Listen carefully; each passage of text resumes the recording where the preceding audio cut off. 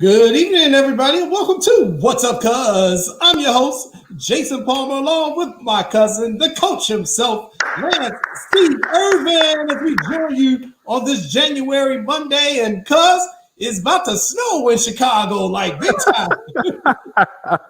You know what, Jay? First of all, it's always great to see my cousin with the Chicago White Sox jersey on. I'm not going to trip, even though it's not baseball season, but I still love you. And why are you trying to ruin my day with snow? Hey, man, You're trying to got ruin my lucky. day. We got lucky, man. We've had a very mild winter here. So we're going to get about probably 6 to 8 inches here tonight into tomorrow in the Chicago and Wisconsin area. But most of the Midwest actually is getting ready to get hit. And some places about to get a foot of snow. So you better stop complaining. Man, and you know what I did, Jay? I did like most folks in Chicago do. I ran out early this morning. I went to Mariano's, got some meats, got some bread. I filled up my gas tank. See, you're not getting me. You're not getting me. And I got my almonds, I got my Gatorade, I got my snacks. And when the snow outside, I'm staying inside. Well, there you go. I'm prepared. You are prepared.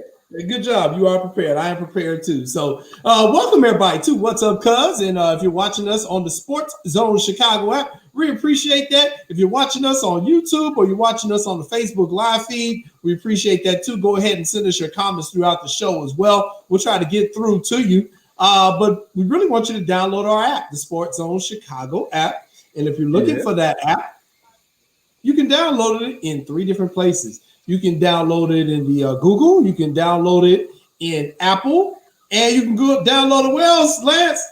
You know what? I don't know all that, man. I don't know all that. Apple, YouTube, Facebook, all social media platforms. That's what you can Tell me about the app, man. Do you read any of the stuff that we send to you? It's right here on the script. No, that's why you the voice that drives the show. I gave you all the platforms that I missed. Were Facebook, YouTube, SportsZone, Chicago app.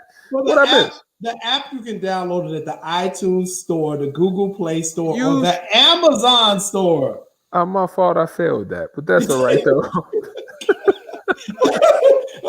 So we appreciate you if you go ahead and download that app and check us out. We're doing this show in conjunction with the Chicago Crusader, and we got a great show for you all tonight. But first again and foremost, please be safe out there. Follow your COVID CDC guidelines first of all. And those of you who are living in this geographical area where we're about to get blasted with this snowstorm, please be careful and stay at home. Watch our show. Watch all the shows on SportsZone Chicago and chill. But tonight, let me tell them who we got coming on the show, Lance. You want to know? Hey, who do we have on the show tonight? So coming up tonight at 6:30, we got a guy coming on. He's a native of Chicago. We want to lighten the mood. There's been a lot of heavy stuff going on in the country, but this guy's a big sports guy. You can hear him on ESPN radio sometimes.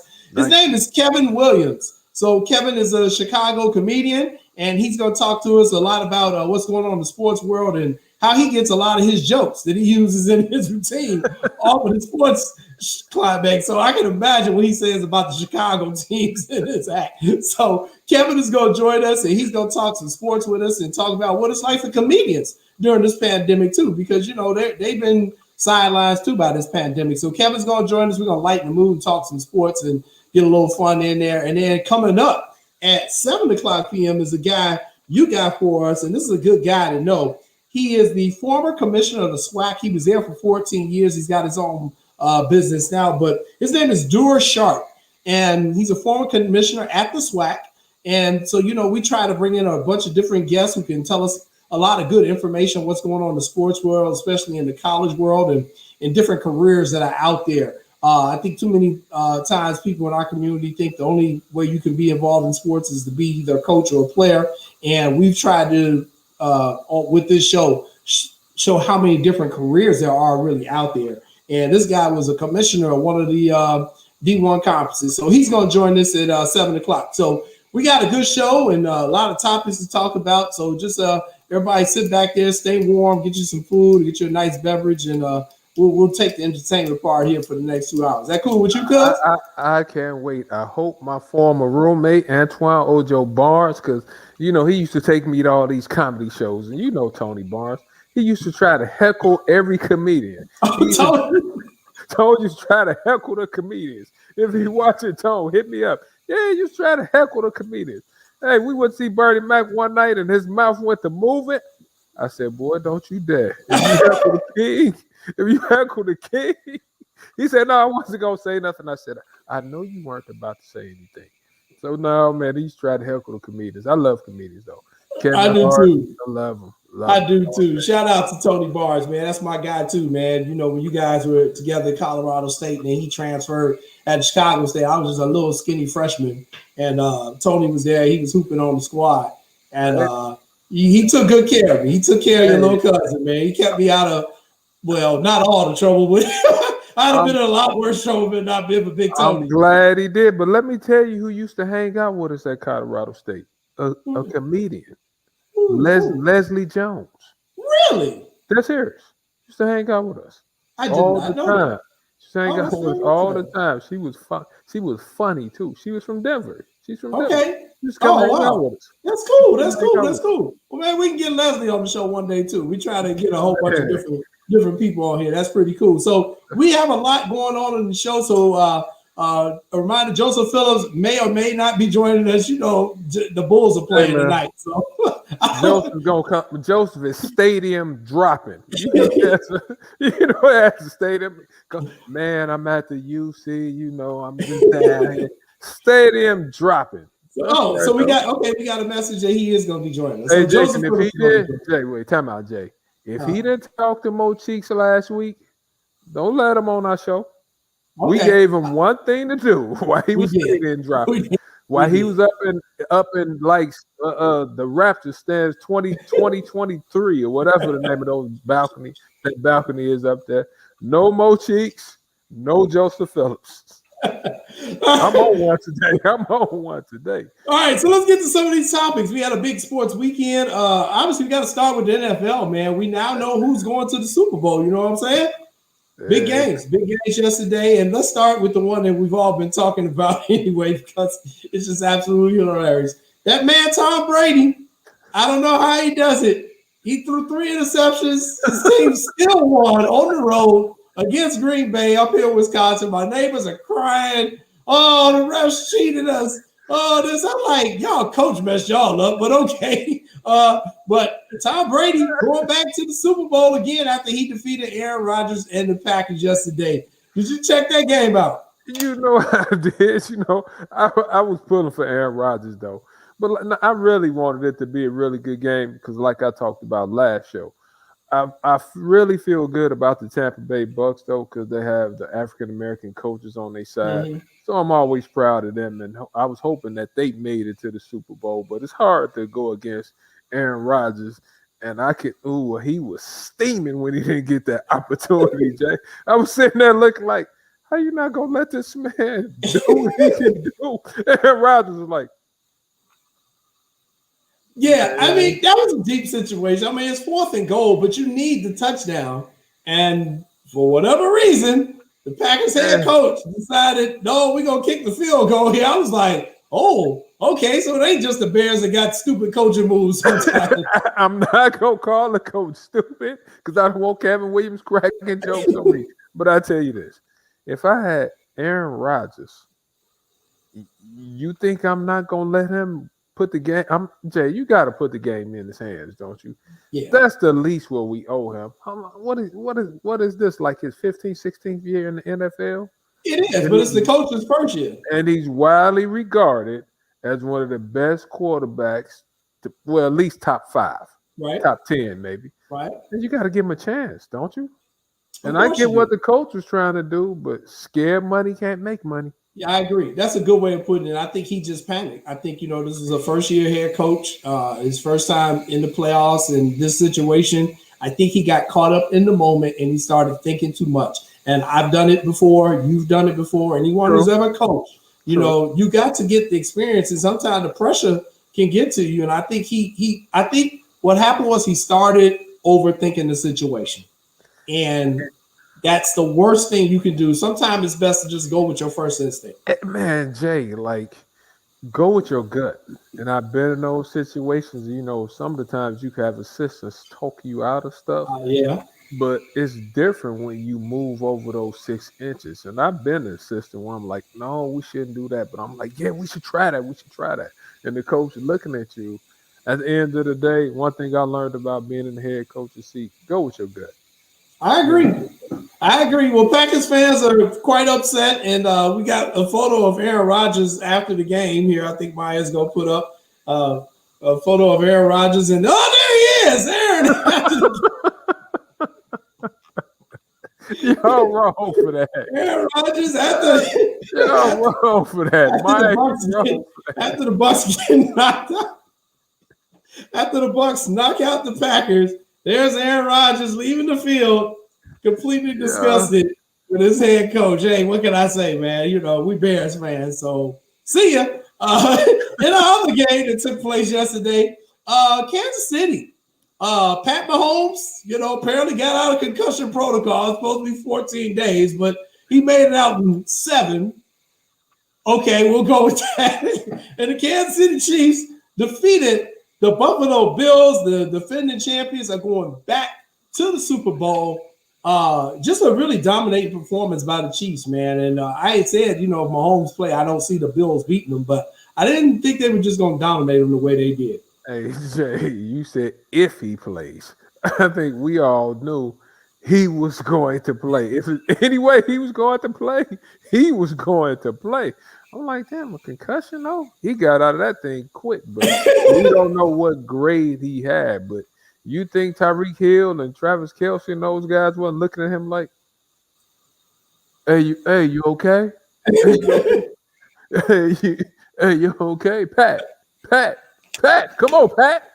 Yeah, they gave Pat Mahomes that good medicine to get him back within a week because we saw him last week. He got his bell rung good. He got clobbered. And my gut said he was going to play. Mm-hmm. I was like, man, he came back out of protocol quick. Like, didn't he though? I have had in coaching a couple of guys that's been in protocol, Jay. They've been there for like 2-3 weeks.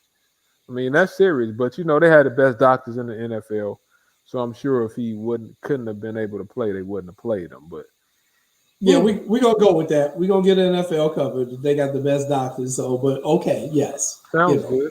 It sounds good. That's what we're going with. So we got the Bucks and the Chiefs. They're gonna be playing in the Super Bowl 2 weeks from today. Tampa Bay will be the first team to actually play the Super Bowl in their home stadium, so they actually have a little bit of a home field advantage there as the Bucks will be playing at home in Tampa Bay. So it should be a pretty good game. We're going to talk about some of our predictions on next week's show because a lot can change in 2 weeks. Yeah, but let me say this about those Bucks. Mike Evans, Leonard Fournette, they can score. Antonio Brown, if he plays, they can score with the Chiefs.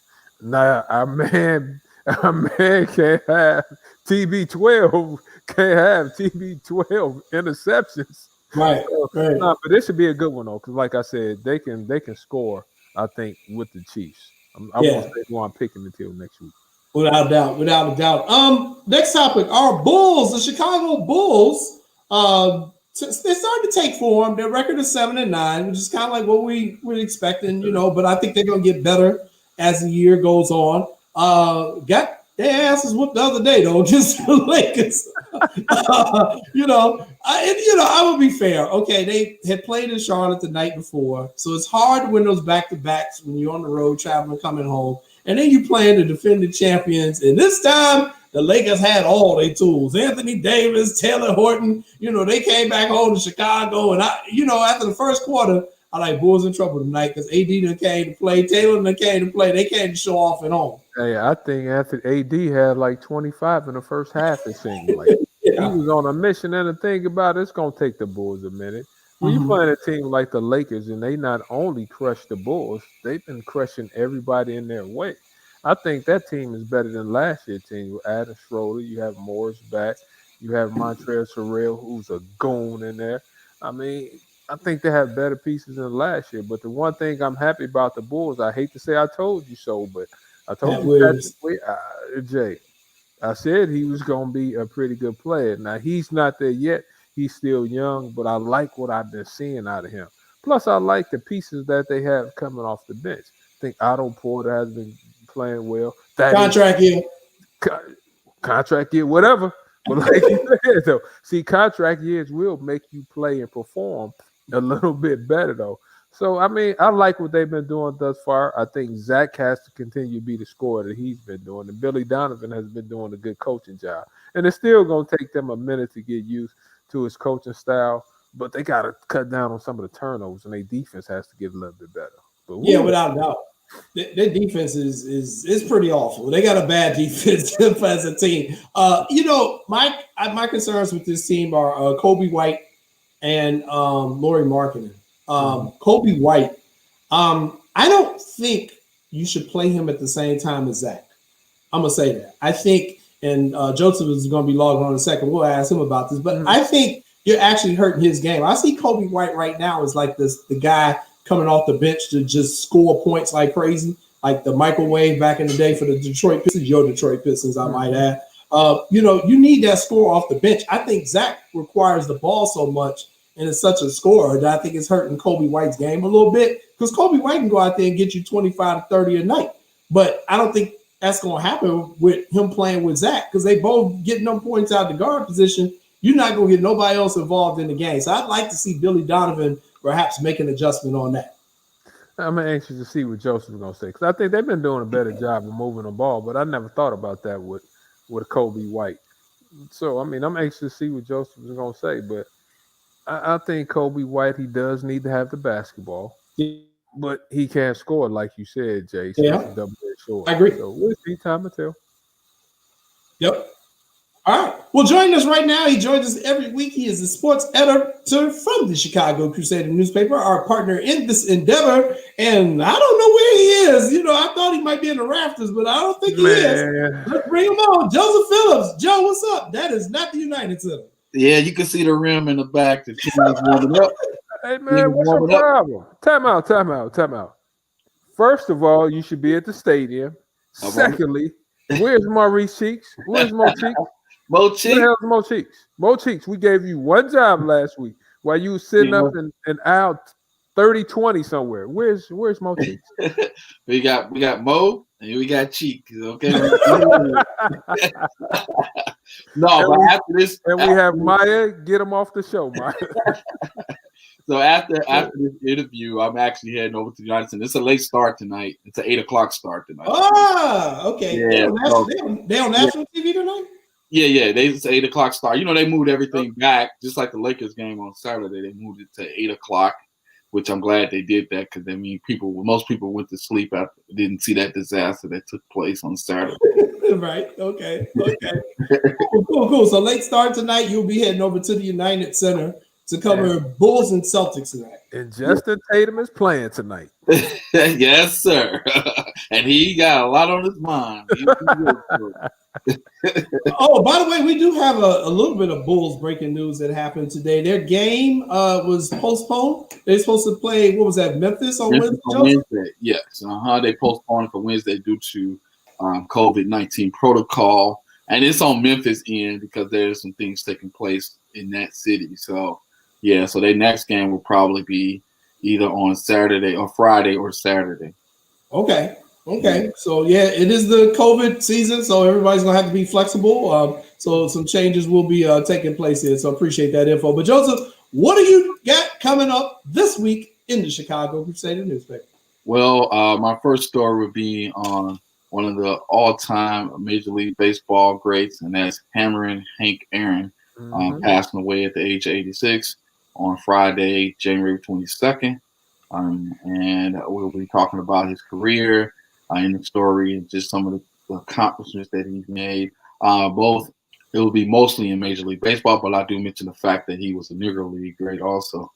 In addition to that story, I wrote about the Bulls versus Lakers. After the Bulls had a 3-game winning streak, it was snapped because at the end of the day, they came in a little afraid.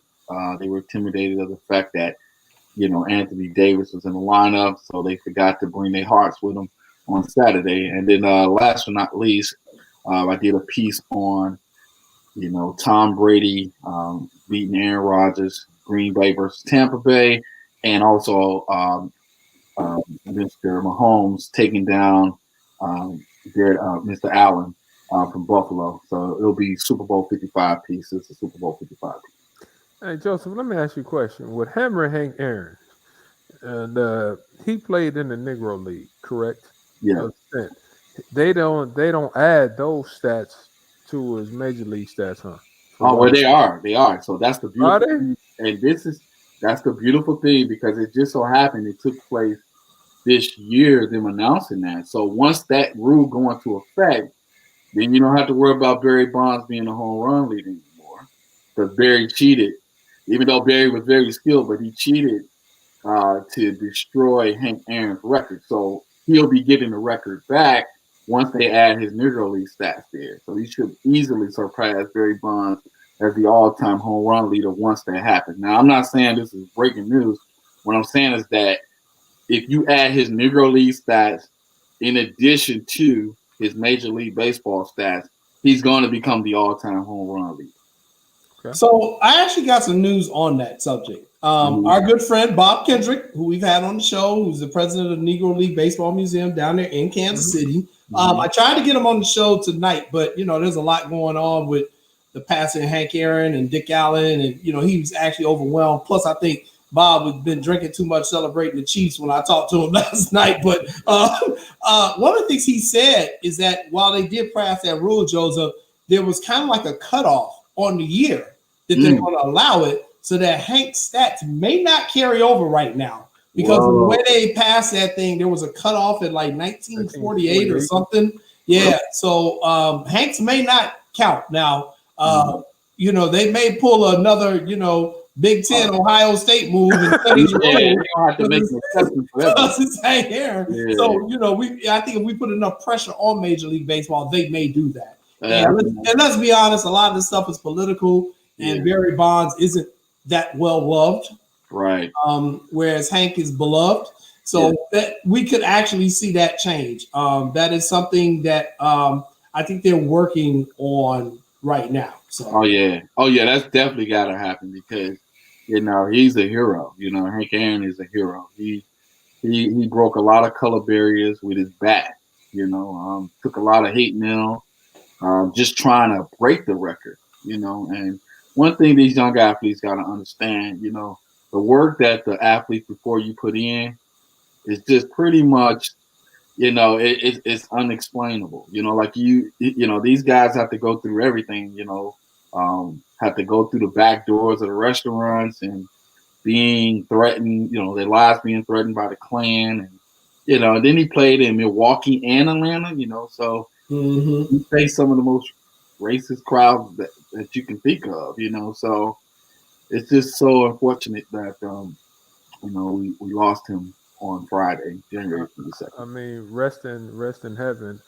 And just think about this, all the stuff he was dealing with, all the pressure, you have hate mail, you have pictures literally thrown at you. At your head. You still step up to the plate and you hitting home runs. I mean, that right there says a lot. I mean, he could probably barely get a good night's sleep. And you come into the stadium every day, you're competing at a high level. That says a lot for his mental toughness.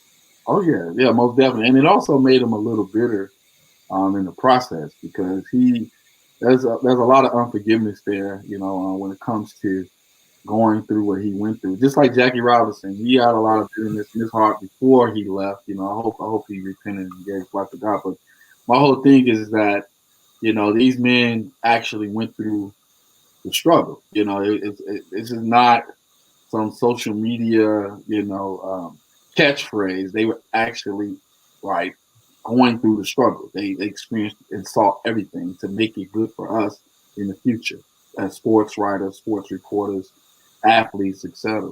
And baseball is already hard. It's already a hard sport to play. You got 100-mile-an-hour balls coming at you. Then they'll change the speeds on you if you got Lance Irvin on the mound pitching to you. He's throwing curve balls. They throwing sliders.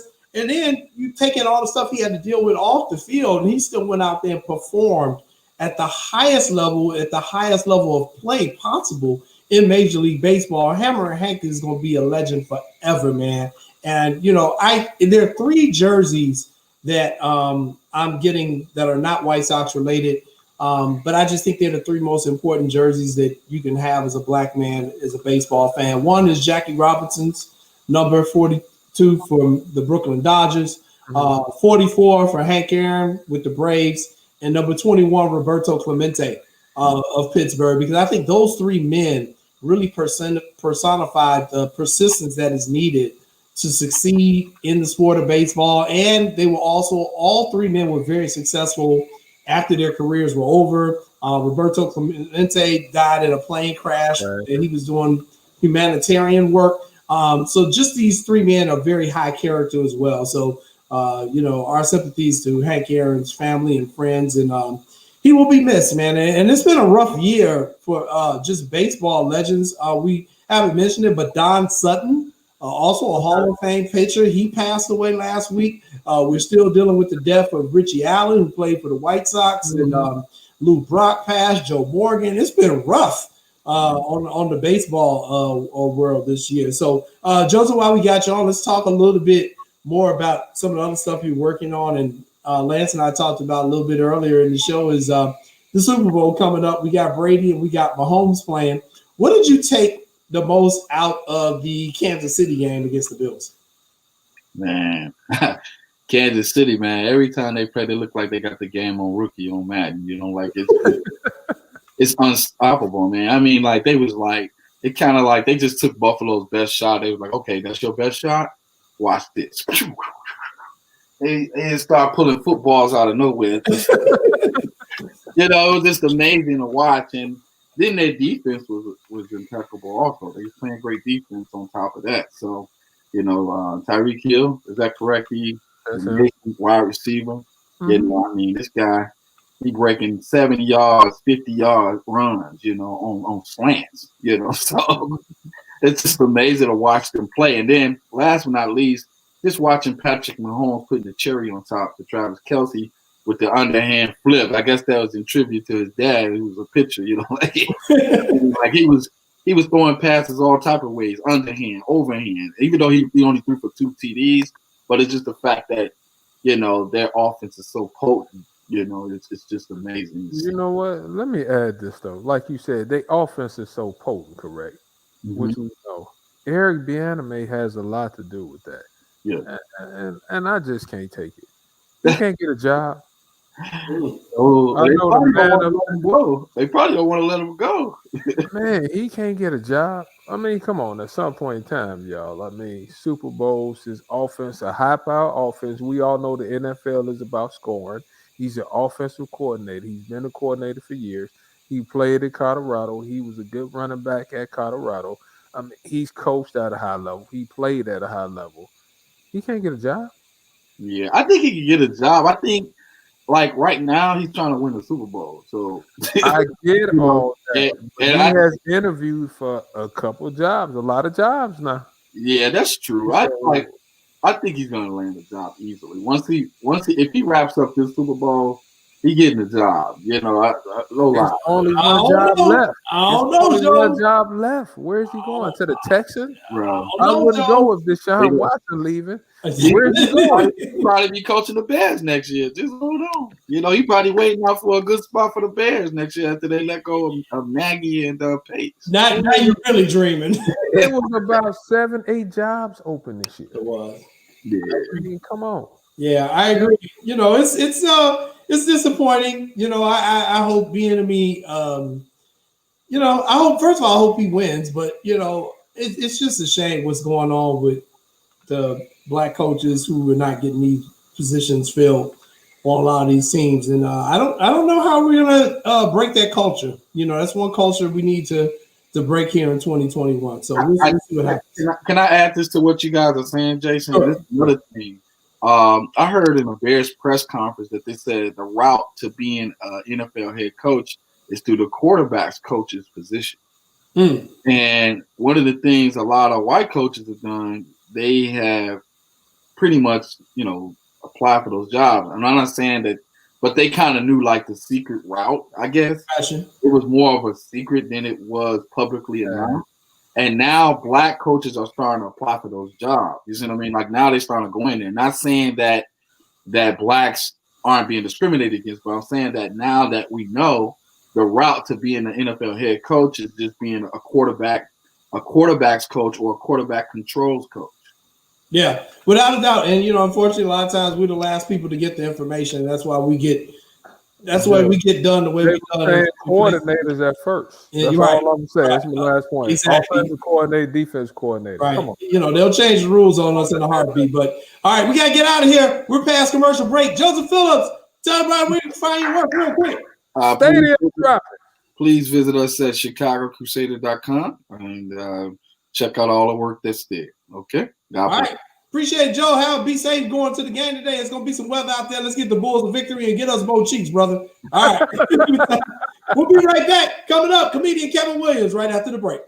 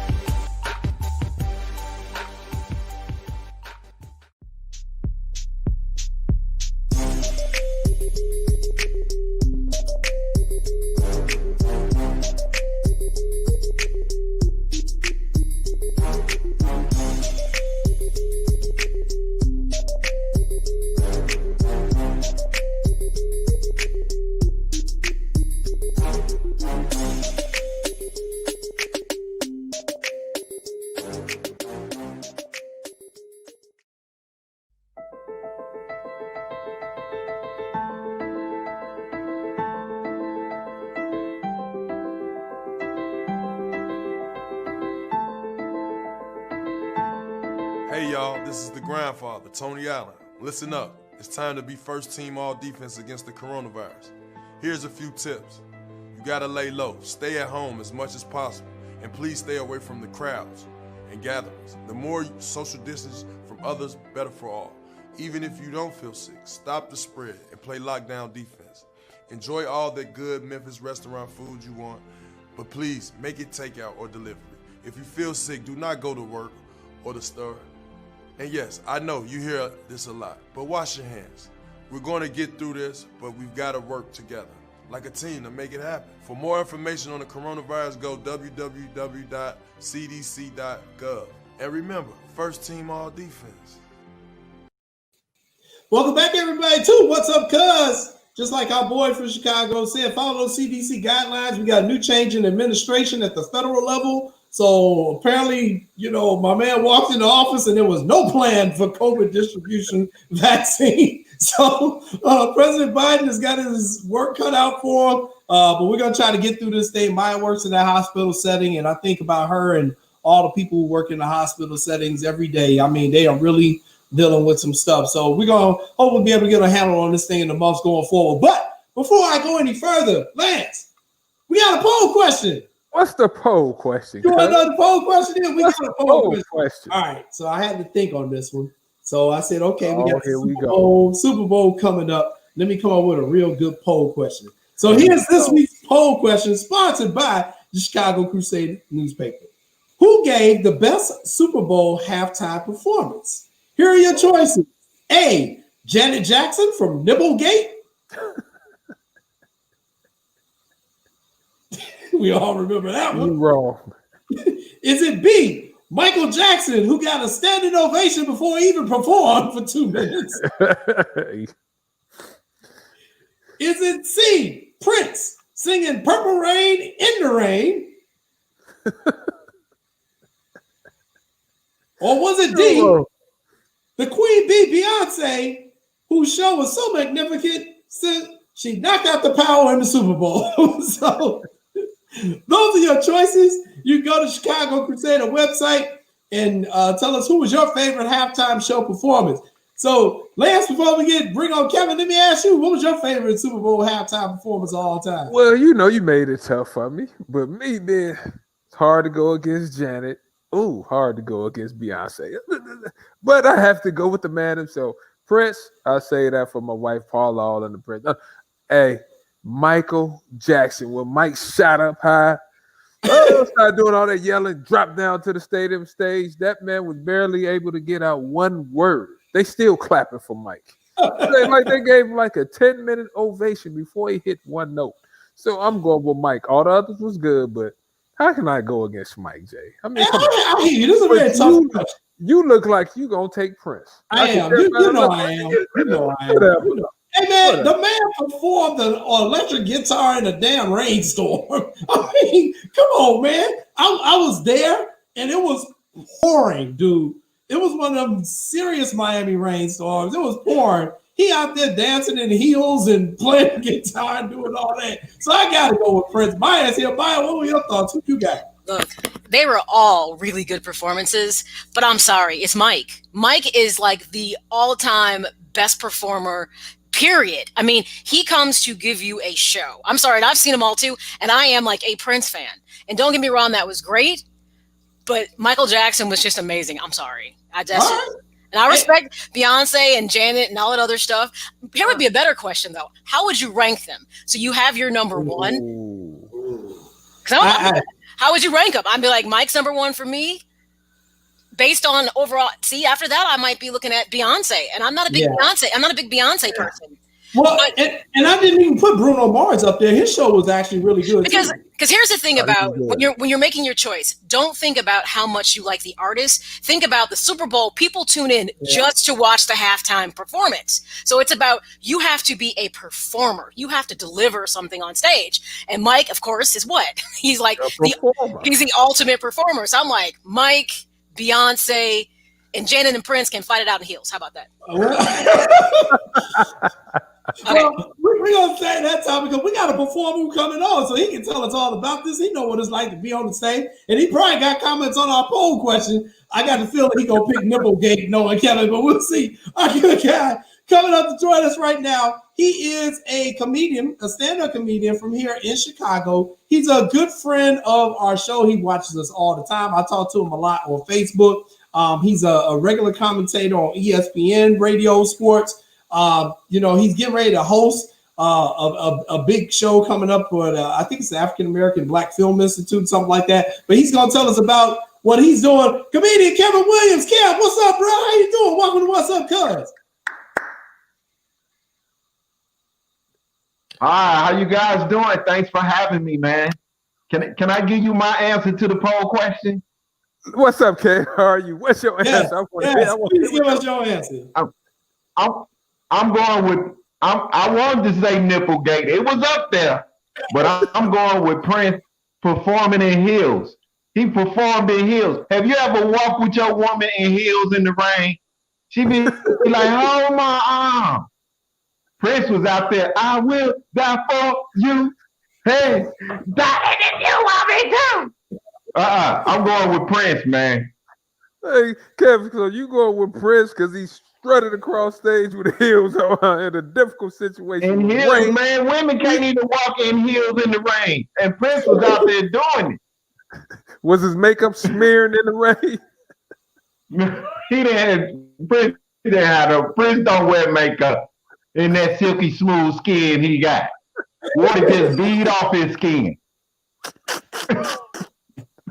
Oh, no, that's right. Kevin, thank you so much for joining us, man. We've been trying to get you on for a while. We discussed some serious stuff on here, but, I thought with everything going on in the country, I was like, man, we need some laughter and some fun here. And I know you're a big sports guy as well. But, what has it been like for you during this pandemic? Because, we know what the sports teams are going through, but the comedians, you guys have been shut down as well. Right before Corona hit, my wife and I were getting ready to go see Chris Tucker up here in Milwaukee. And his show got canceled. So What has it been like for you, man?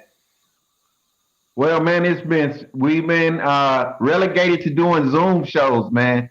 And I enjoy doing those because I just did one last Saturday and it was like 75 people on there. They're fun, but nothing takes the place of being on stage live. But you know what? I've written so much material in this little time of being relegated to being in the house, just watching what's on. But when I do get back on stage, oh, I got some fire for everybody. But I'm just observing right now. That's one of the great things, just observing all the stuff that's going on. White people breaking into the Capitol. I'm like, what is they breaking in the Capitol? I thought that was a reality show or something. I was like, is this a reality show? They breaking into the Capitol? Oh my God. So I just got a lot of stuff I'm going to talk about, write about, and just when I get a time to get on stage, I'm going to unleash it all. So, Kevin, go ahead. Lance got a question for you. Go ahead, man. I got to ask you, can you do a joke about my Bears quarterback, Mr. Bisky? Oh my God. You know, the next great Bears quarterback just got through breastfeeding and they putting him in bed right now. That's how long it's going to be before we get a good quarterback. They powdering his butt right now. Hey, Kevin, you should have been on the show last week with Jason and Maya. They started talking about they got a side piece team. I'm like, what the hell is a side piece? Kevin, that's how I was looking too. I'm like, what the hell is that? Speak up, Jay. Don't get quiet now. Yeah, I mean, Kevin, I couldn't take it no more, man. I had to pick up a side piece team. So I got the Miami Dolphins as my side piece team, man. Oh, man, how you going to do the Bears like that, man? You cheating on your team, you cheating on your city. Well, you don't just cheat, you cheating on your city, man. Well, yeah, I am. That. Why not? You don't even care. He don't even care, man. That's when you know we lost him. He like, yeah, I am. Him and Mike, Kev, they just jumped on the show. Maya jumped out here. They was just emphatic about it. I got a side piece. They just said, I mean, I don't blame them. The Bears are terrible. I mean, you know, they don't want to listen. They going down the same road. I don't want to hear nothing else about the 85 Bears. Please do not play the Super Bowl shuffle no more. Ever. I'm tired of it. Don't want to hear about the 85 Bears no more. It's time for us to get our own identity. I know that's right. Hey, Kevin, so I know you've been writing a lot of material. I mean, in the sports world, I mean, you take your jokes from a lot of different places, but what makes the sports world such a good place for comedians to find material? Because it's the great equalizer. Because a lot of things about sports is there's no racism. You're based on what you do, no matter what your color is. Male or female is a difference between male or female. I don't know if you guys remember a couple of years ago, the woman that came in second that won the Chicago Marathon, she was slower than her previous time, and they asked her why. She said, because she ran that whole race with menstrual cramps. She ran 26 miles with menstrual cramps. You ever see a guy catch a cramp in a football game? They caught him off the field. All the other players be in a prayer circle. Jesus, please let 32 start drinking more water and have salt in his diet. Hey, Kev, that's how the Chiefs was like Patrick Mahomes. Ooh, Pat better play. We need Pat to play. We really need Pat to play. We gonna be in trouble. Did he go through the quickest concussion protocol in league history? I thought it was just me. I said that man. What did they just ask him? Are you awake? He was like, yeah, he's good. He's good. He's good. Yeah, put his helmet on, put him out there. That was my thing, Kevin. I was like, I knew they were going to pull some stuff to get that man on the field. You know, I just fear for what his life is going to be like after football if that's what they were willing to do, man. Hey, what did you think about Aaron Rodgers and, Green Bay choking yesterday? You know what? Let me tell you, that's the Bears effect. Because tell me, if that wasn't the Bears on fourth down, wouldn't he have ran there? Do you think he would have kicked the field goal? Yeah. He's like, nah. I know you're a Pro Bowl quarterback, future Hall of Famer, but we gonna kick this field goal. nah, bro. Like that stuff you do when you got Mitchell Trubisky or Nick Foles or Tyler Bray or Mike Glennon or y'all know where I'm going with this. I do. Yeah, Kevin, like I was really sitting there. I said, are they really gonna kick a field goal? I mean, you needed a Right, touchdown. You needed a right. touchdown. And I'm like, they couldn't they were So you're serious. giving Aaron Rodgers a reason to leave. You don't believe in a quarterback? You don't believe in Aaron Rodgers? So let me ask you this, Kevin. They were saying Aaron Rodgers maybe should think about moving to another team next year. If you're Aaron Rodgers, would you leave Green Bay? Yeah.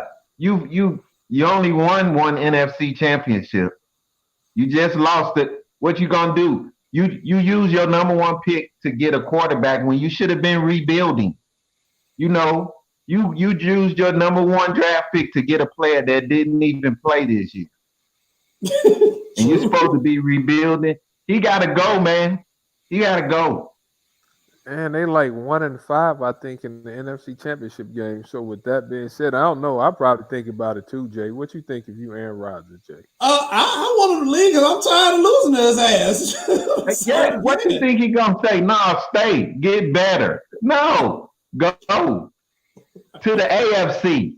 Yeah. To the AFC. I don't want to see him unless we play their conference. No. Yeah, and you know, whatever you do, don't be messing with my side piece team, the Dolphins, even when you go to the AFC. Hey, look, the Dolphins got a quarterback. They've got their quarterback for the future, man. So you can't. So you've at least picked the team that got a quarterback for the future. I agree. Kevin, let me ask you this. So, who would you say who's your favorite player in sports? Who do you play like? Like, what's your game like in the basketball? Who's your favorite player in basketball if you could pick one? What's your game like? Because I see you got the Puma stuff on. Like, I mean, is it Marvin Bagley who wears Pumas? Maybe Marvin Bagley sent you that. I don't know. No, I'm Kyle Lowry, bro. Kyle Lowry. Kyle Lowry, bro. That's man. That is my guy. Did he play ball? What am I wrong? If you pick any other point guards in the NBA right now, you want to tell me Kyle Lowry ain't up there? Kyle Lowry don't get to the bucket? You know what? I love me some Kyle Lowry because his family always been good. His brother Lonnie, he watches us from time to time. They always been good to the Irvin family. So I'd never say anything about Kyle Lowry. He could run the team. Yes. He's an NBA champion.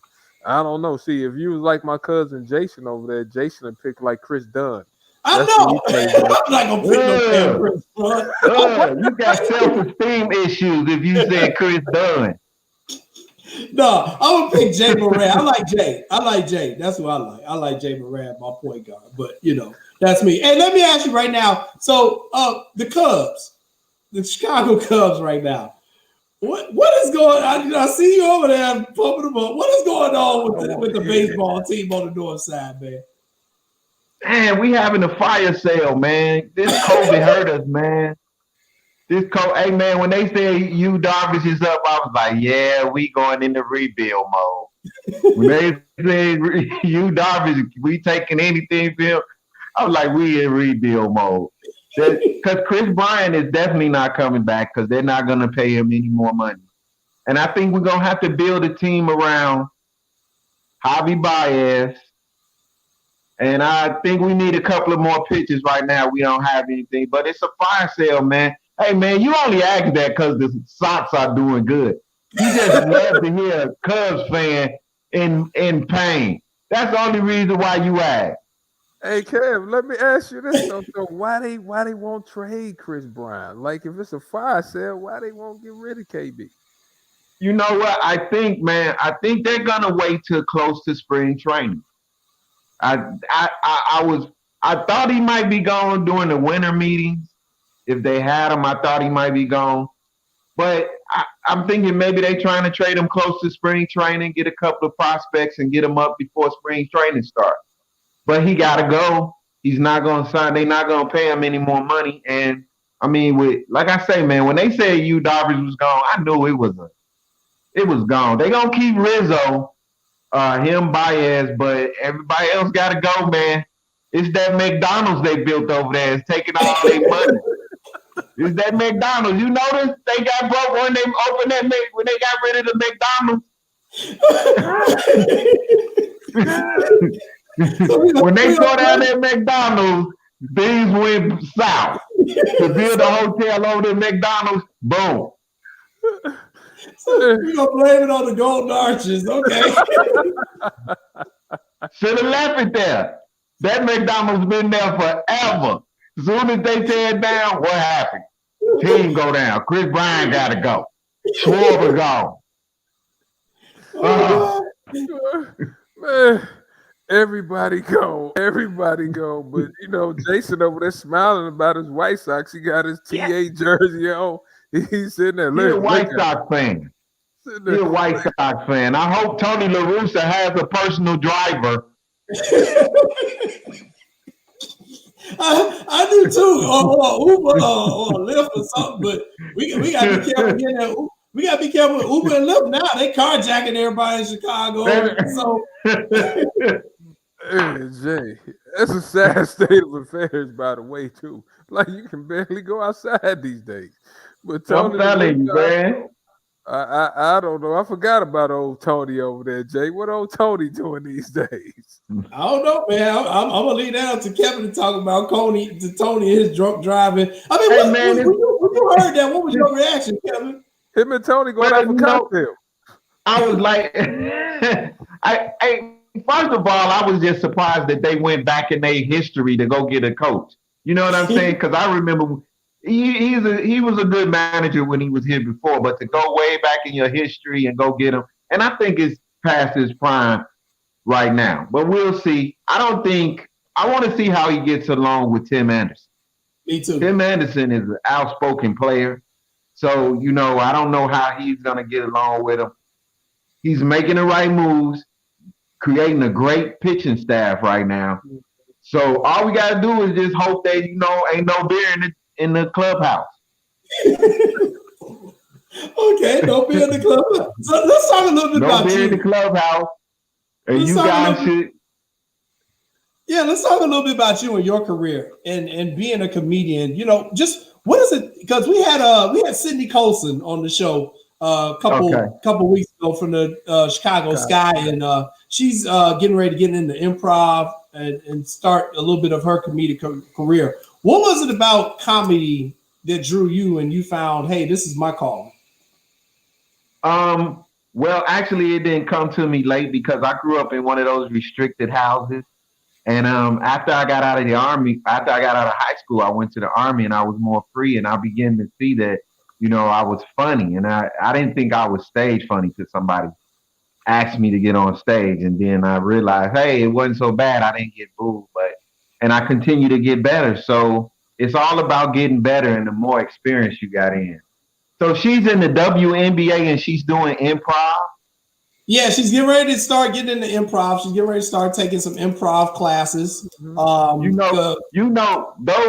WNBA players are tough. Did you know that Skylar Diggins last season, she played the season pregnant?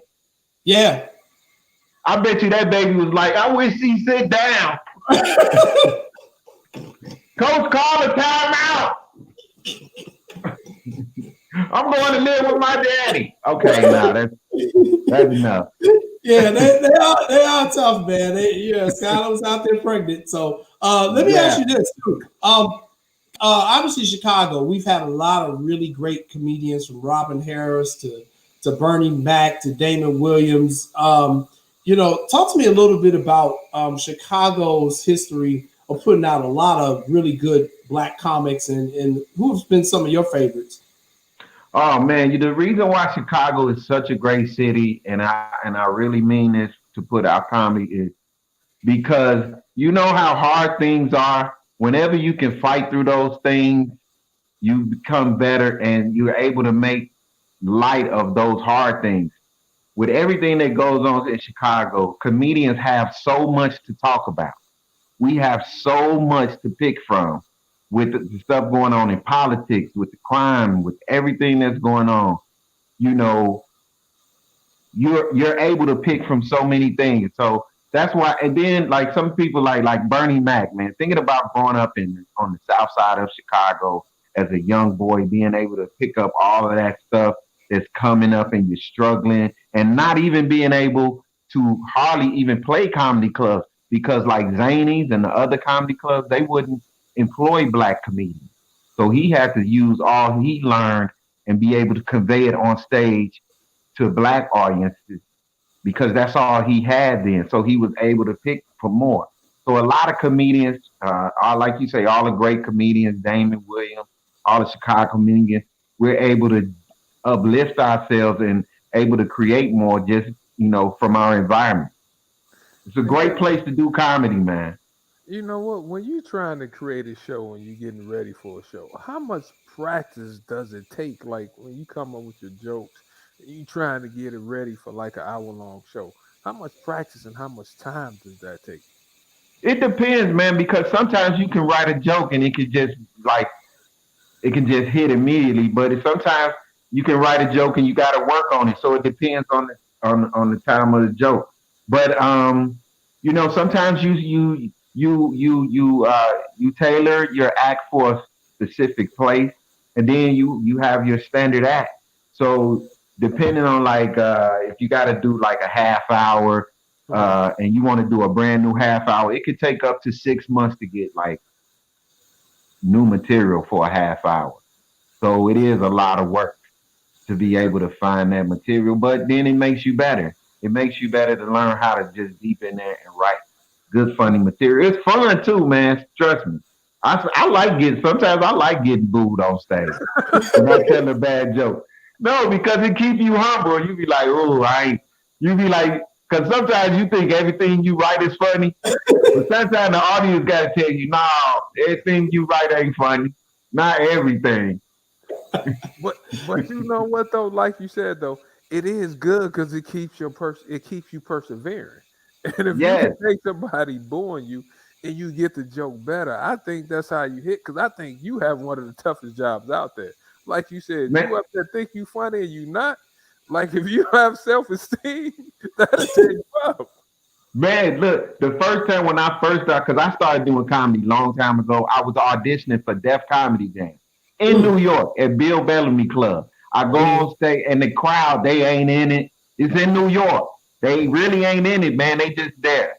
The producer from the show on the side of the stage. And the MC brings me up like this, because they not giving him no love. He just go, well, I'm gonna just bring this next guy from Chicago up. Come on. So then I go up there, man, they booed me mercilessly. This guy came up to the stage and he was like, you are not funny. You are not funny. So, man, I went back to the hotel room. I took one of them rape showers. I was laying in there. But I learned from it. I felt it. And I felt like, wow, that didn't hurt. So I was able to get back on stage and I was not afraid of getting booed ever again. That's the worst. Kevin, There you go. You are lying. You ran to the stage. You are not funny. So we got 1 minute left with you, Kevin. Here, go ahead and tell everybody where we can check you out. Once everything opens back up, I'm sure you'll be on the stage somewhere. But as for now, where can people follow you and keep up with you? Well, you can hit me up on Facebook at Kevin D. Williams. You can hit me up at Kev's Comedy at Instagram and Shottown Kevy Kev at Twitter. Right now, my podcast, Yeah, I Said It, is on hiatus. It's on COVID hiatus. We should be opening back our studio in a couple of weeks, and we're going to be on there. Right now, you can still go on Spotify and listen to the podcast we have up there. Yeah, I Said It. And this spring, I'll be performing in the American Black Film Festival Comedy Festival this year, the first one this year. So I'll keep you guys updated on that too. Man, without a doubt. When you have a sports show, please bring my cousin Jason and I on the show, please. Yes. Oh, it don't have to be sports. I want to bring you guys on and just talk to you guys. All right, that'll work. That'll work. We appreciate it. That's Kevin Williams, comedian. We're gonna take a commercial break and we'll be right back. Thanks a lot, Kevin. Thank you. Oh man.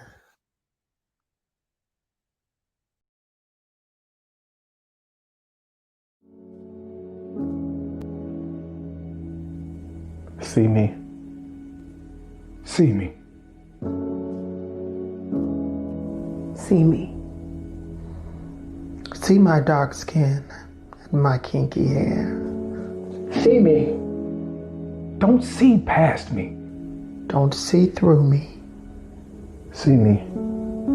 See my tan skin and my curly hair. See me. Don't see past me. Don't see through me. See me.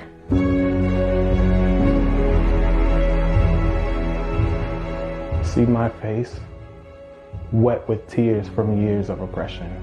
See my hands, weathered and worn from decades of pulling myself up through your society. See my feet, split from centuries of walking your delicate line. See me.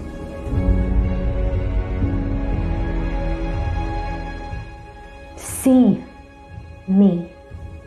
See me. I'm tired. I'm tired. I'm tired.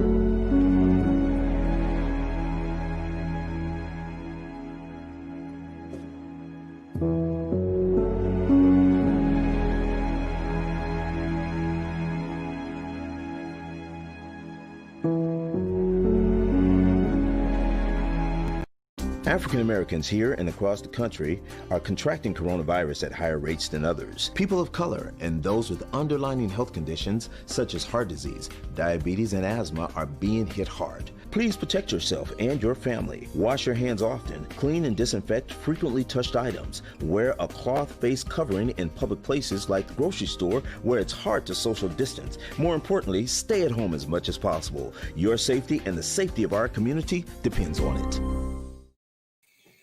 Welcome back, everybody, to What's Up, Cuz. I'm your host, Jason Palmer, along with my cousin, Lance C. Irvin. We had to get some water after that last set because Kevin don't have no sense, man. Hey, Jay, but think about that, though. You at your job, and somebody comes to tell you at your main job, you are not funny. Hey, man. Okay. But it's like coaching. You better have thick skin now. If Yeah. you don't have thick skin, you know you coach. And as an official, you need to have thick skin because they're like, that sucks. And they call you by your name. When you're a sports official, you just know your name is you suck. That's just your name. You suck. And it was one time, with basketball, we do a 3-person. I'm at one end of the court. The play that the person was mad about happened 90 feet away from me, all the way on the other end of the court. Dude, like, you're terrible. How'd you not call that? I'm like, dude, I'm 90 feet away. I don't even know what the hell you're talking about. So, you just understand going in as a referee that you kind of look at yourself like as a performer in the play, and that people are not really yelling at you as the person as much as they are yelling at the uniform. So you have to have the thick skin. There are sometimes when people do go over the line and you got to do things, but for the most part, I know they're not yelling at Jason. They're yelling at that referee. So that's kind of where you got to kind of look at it if you're going to survive and be good in that field. But yeah, you're right, man. I mean, we all get yelled at and we all get held accountable when people don't think we good, because I think, like Kevin said it best, the public is the ultimate judge on this stuff. But Jay, they don't really yell in volleyball, though. No, in volleyball. You're a really good volleyball ref. I remember one coach tried to get on you, and you had enough for it. You whipped that yellow card out, and I didn't know what a yellow card was. You whipped that yellow card out, and you didn't yell. You like, I was like, what is that? Yeah, that's our tools. We have different tools of volleyball, and I think each sport has its own culture too. I've heard them say some stuff to football referees, and I'm like, man, you gonna take that? They be like, oh, that's just part of the game. So that's how I know when they throw a penalty flag in football for unsportsmanlike conduct, you did some serious stuff, because they let a lot of stuff go in football. So, man, I heard Nick Saban a couple of weeks ago. Oh, he chewed this official. I don't know how he took it. He just ran down the field on Nick Saban. I know. So it get kind of crazy. But hey, we got our main guest set to come up here. And once again, I'm going to review the poll question. I'm going to bring him on. Our poll question that we're asking again is about the Super Bowl. The Super Bowl is set. You're going to have the Tampa Bay Buccaneers and the Kansas City Chiefs in 2 weeks. So we do have a poll question related to the Super Bowl. Who gave the best Super Bowl halftime performance? Was it A, Janet Jackson and Nipplegate, B, Michael Jackson getting a standing ovation before he even started singing, C, Prince singing Purple Rain in the rain, or D, Beyonce turning out the lights in New Orleans with her performance? So you can go to ChicagoCrusader.com to vote. But let's bring on our next guest. So happy to have this guy. You know, one of the things we said when we started the show was that we wanted to bring in a variety of people who do a lot of different things in the sports community. And this guy, he is a former commissioner of the SWAC conference, which hosts many of our traditional HBCU teams are playing out of the SWAC. And this guy was the SWAC commissioner for 14 years. He is now the founder and president of his own business, Pro Sport Partners, and he does some consulting work as well. So we really want to reach out and get his thoughts on everything that's going on during the COVID age and what it's like being in that position and how we can get more people from our community to get into the administrative position in sports. Because I think that's where you can really start making some changes. So happy to have him join us. Duer Sharp is here. Duer, how you doing, bro? Welcome to What's Up, Cuz. Good. How are you guys? You know what? I'm doing good, Duer. I figured I started to wear a shirt like that. Jay, I said, Duer gonna come up with a sport coat on, or he gonna come up with a button up. I knew it. These guys from New Jersey and Detroit area, I know. Dude, I'm not even gonna get started. What's up, Duer? You good, man? Thanks for coming on, man. How are you guys doing? Man, we doing good. Just dealing with my cousin over here, and you know, he's happy to have you on. See my cousin. He doesn't like being truthful. We just had a comedian on. The comedian was funny as heck, and Jay wasn't laughing. Jay almost laughing. So, Duer, let me just get right into this. Let's ask you some stuff about the SWAC. Obviously, the big news story that came out of SWAC was Deion Sanders taking the head coaching job at Jackson State. What does that mean for that conference to get someone like Deion just to take that position? I think it's just another high-profile name. He's an excellent coach in his own. Excellent player. You know, Hall of Fame player, of course, in the NFL. But there's a lot of good coaches in the SWAC. And a lot of times they don't get that. They don't get the exposure a lot of times. But there are a lot of good coaches. They do a lot with a little in regards to budget and things of that nature. But I think bringing, Deion Sanders, I think Ashley and the folks there at Jackson State did a very good job. I think he's going to bring a lot more competition, a lot more recruiting into the conference. But I think this is a great hire, and looking forward to see what he's going to do there at Jackson State. Got you. So Duer, you started off. You play in Wisconsin, right? Play football. Our super producer Maya went to Iowa, so I'm not gonna get you started on Iowa until later during the show. Right. I told her what you said. She went to the wrong school, but she thought we was joking. But I'm gonna say that for later. But now, talk to me about how you first got your start. When I talked to you a couple of days ago, oftentimes when I was coming up, all I heard about was being a coach, or maybe playing in the NBA or something like that. How did you get your start in administration? Well, that's a good question, Coach. I think for me, it was like watching a lot of my teammates struggle with the transition, which is, being a student athlete, which is very regimented, and you have to be a certain place at a certain time and practice and study hall and things of that nature. And when they went to make the transition back to just regular society, living in society and being part of the community, they were struggling somewhat with that. So I saw a number of my teammates struggling, and I just said, man, I want to do something to help student athletes. So, when you look at that, the best way is just to get involved in it. So I was fortunate enough to be at a Wisconsin homecoming game, ran into Robert Vowles, who's now the athletic director at Detroit Mercy. Okay. And he was like, man, we have some internships, but none are available right now. So I stayed in contact with him for about a year. And then a year later, he gave me a call and said, we have a spot open. Do you want to get involved? And got on the first plane from New Jersey to Chicago and went from there. So it was good. But it really started with just really wanting to help student athletes, definitely with the transition out of being a student athlete back into society. For those watching the show, talk to me about what a commissioner does. Like, what's your day-to-day duties? Because oftentimes we hear commissioner and people really don't understand what a commissioner does. Right. So talk to us about what a commissioner does day to day, because you had a tough job. SWAC is one of the tougher jobs. Yeah, I think basically the SWAC is the administrative head of a conference. So you spend a lot of your times in corporate partners trying to make sure that you have revenue coming in from that stream, and then you spend some of your time, a majority of your time with your schools, really just putting out fires and the things that are going on between maybe two institutions, and they can't come to an agreement, and you may have to get involved and help out with that. So you're doing a lot there between corporate partnerships, marketing, licensing, seeing what's going on out there in the world of Legion Athletics, and how does your conference and your member institutions fit into that. So there's a number of things that you do on a day-to-day basis, but you're constantly busy from the time you hit the door to the time you leave. And I always had an open door policy, so my staff knew that they could come in anytime with any problems that they had. So a lot of times your office is kind of like Grand Central Station. It's just people in and out all day. And while you're putting out those fires, you still have your own duties. You still have your own meetings, your own appointments that you have to keep. So, as long as you're organized, you're able to really dissect a lot of information at one time, and then be prepared for when you go into your meetings or whatever the case may be. But just being the administrative head of a conference like that, or any Division I conference, it's a difficult job, but at the same time, it's a lot of fun because I just kind of grew up around sports. So it was really just a perfect place for me to be at that time. Once again, we're being joined by Duer Sharp. He is the former commissioner of the SWAC and is currently the founder and president of Pro Sports Partners. Mr. Sharp, let me ask you this. Most of us, when we think of the SWAC, we think of football.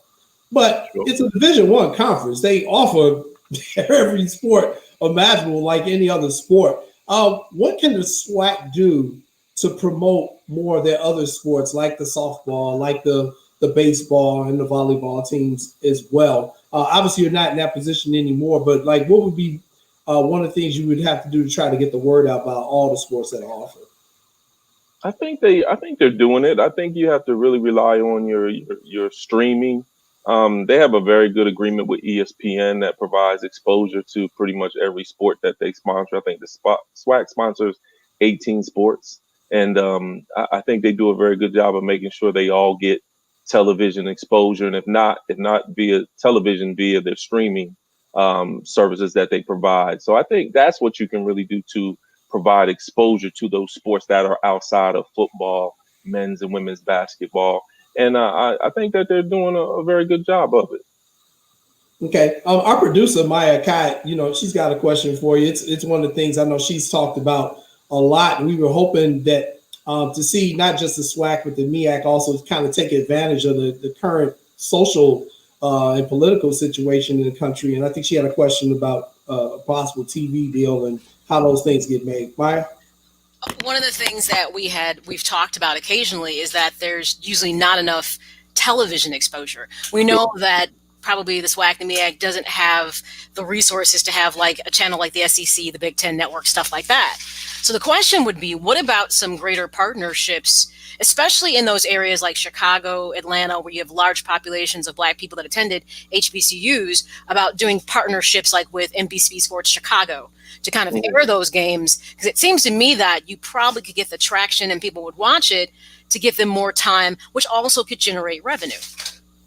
No, that's a great point that you make. I think the hardest thing is the current agreement that they have with ESPN, because ESPN kind of controls all the platforms in regards whether it's digital and now things that they're not going to televise, they'll let you do. You might be able to do something on a regional basis or something like that. I think there's always an option. There's opportunity there, but you have to find folks who want to do that. There was talk maybe about 6 years ago about having an HBCU channel with ESPN. And I think when Skipper left and they had some turnover in staff, I think that kind of went away. But I'm quite sure if Doc Thomas and the commissioner of the SWAC get together, I'm quite sure that they can, put that back on the table. But I think it is something there to it. I think everybody just has to want to work together. Okay. All right. Thank you. You know what?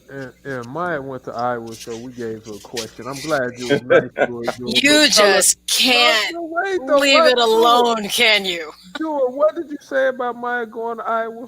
I said everybody is allowed to make mistakes. It's okay. You can do that. But I think, when you go to Wisconsin, you can be 1-10 in football, but the one win better be against Iowa. You better beat Iowa. So it's been a long.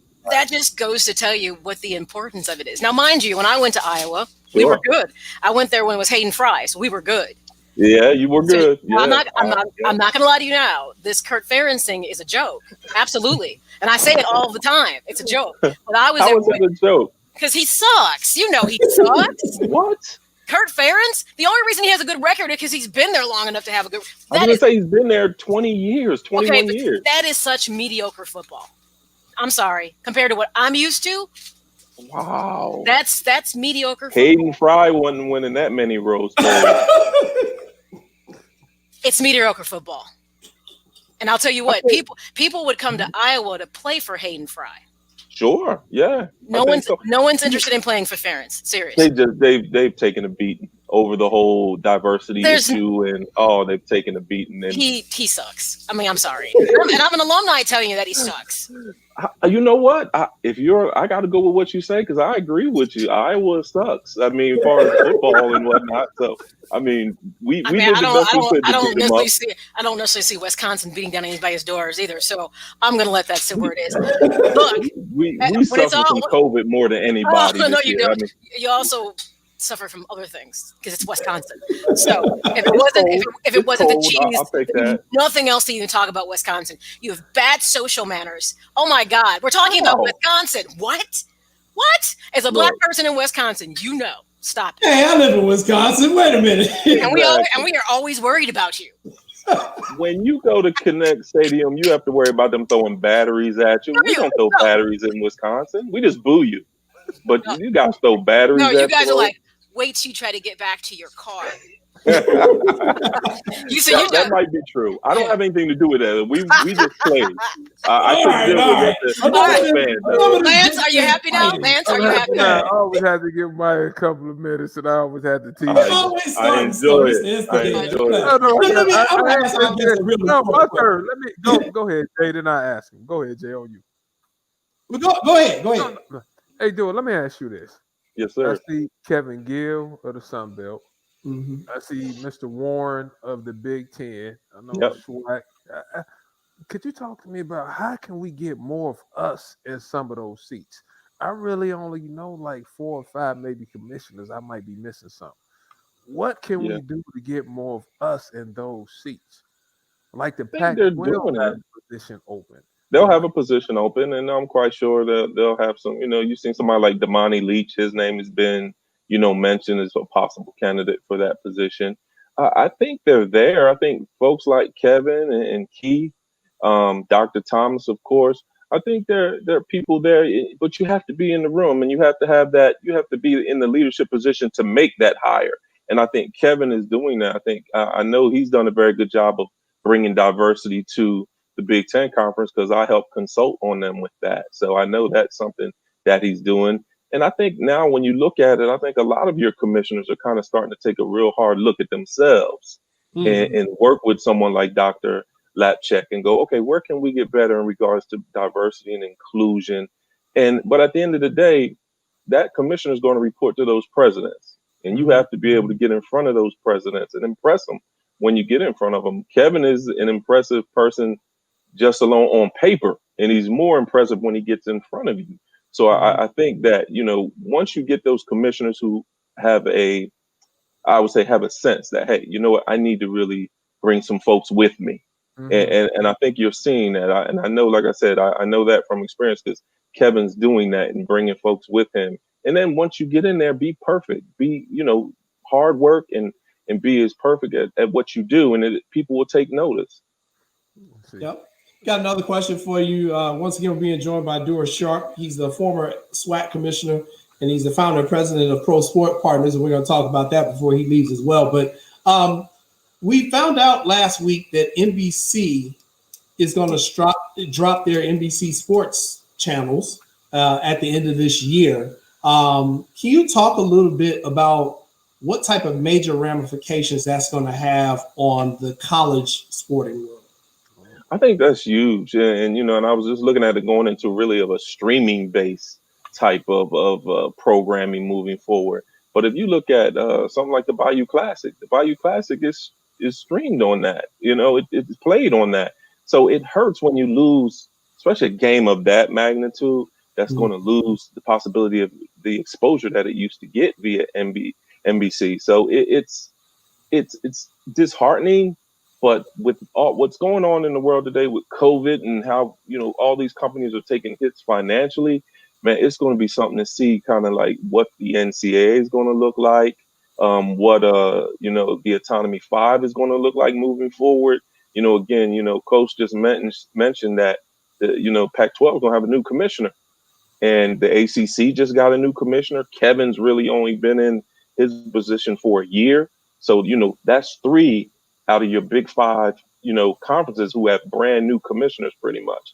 And then you got to get those guys in a room, because at the end of the day, it's like the trickle down. What happens with them, if they have a cold, everybody else has, pneumonia.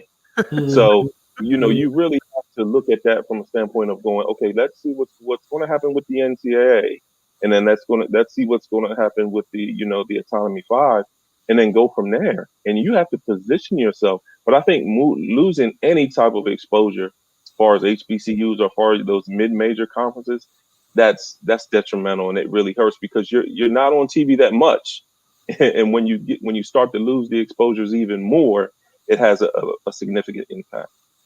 And we just talking about losses, and we had Hampton moves to the Big South. Sure. You have A&T, they changed conferences. Talk to the listeners about what does all this conference realignment and teams moving, what is that about these days? Because I never would have thought A&T would have left the MEAC. I think a lot of times it's about opportunity. I think it's also about revenue. For a lot of when you see people make moves, I would say 8 out of 10 times it's more revenue based driven. And you know what? We like being in this conference, but we can get more revenue. We can get more of a distribution from this conference. I think if you look at the Big Ten. The Big Ten let in Nebraska, they let in Rutgers and Maryland. And the Maryland president was straight up. He said, well, the check is bigger in the Big Ten. The check's bigger. And so with more money, we can do more things for these student athletes. And they were a charter member of the ACC. They were one of the original schools, and they left for more revenue at the end of the day. I mean, but if you look at the job that Jim Delaney did, I mean, you're divvying up almost $700 million. I mean, that's unreal, numbers when you look at it. But you look at the success of the Big Ten Network and all that they have going on, that's really where it is now. So when you see people talking about making a move or possibly moving to a different conference, a lot of time it's revenue based. But at the same time, you're looking at what are you going to do with that revenue? Are you going to provide better services for your student athletes or whatever the case may be? But it's something that really needs to be looked at. And I know President Emmert and the folks at the NCAA, when things kind of settle down here for them, they have a lot to sit down and deal with. And it's going to be somewhat uncomfortable in the beginning because it's so unstable right now in regards to what the NCAA is going to look like and what the landscape of intercollegiate athletics is going to look like in the future. Yeah, I agree with you. I think it's one of the pressing questions going forward here that's going to actually be pretty fascinating. Also, what they decide to do with allowing players to profit off of their likeness. Sure. Yeah. I mean, you look at that. They keep that vote just keeps getting delayed and delayed and delayed. But at some point, everybody's in favor of it. But how does it, what does it look like in real world time? What does it look like? And I heard, I think it was Gene Smith talking about the bad actors and how things can kind of get out of control if there aren't systems in place to make sure that no one's being taken advantage of and there's no one taking advantage of that opportunity to, provide resources based on their likeness. So I just think that the NCAA has to sit down and come up with the system that works best for everyone, not just football and men's and women's basketball, but all student athletes. So I totally agree with you. I think that's one of the main things that are definitely on the agenda once things get back up to full speed. Just a quick follow-up on that, and then Lance is going to jump in with another question.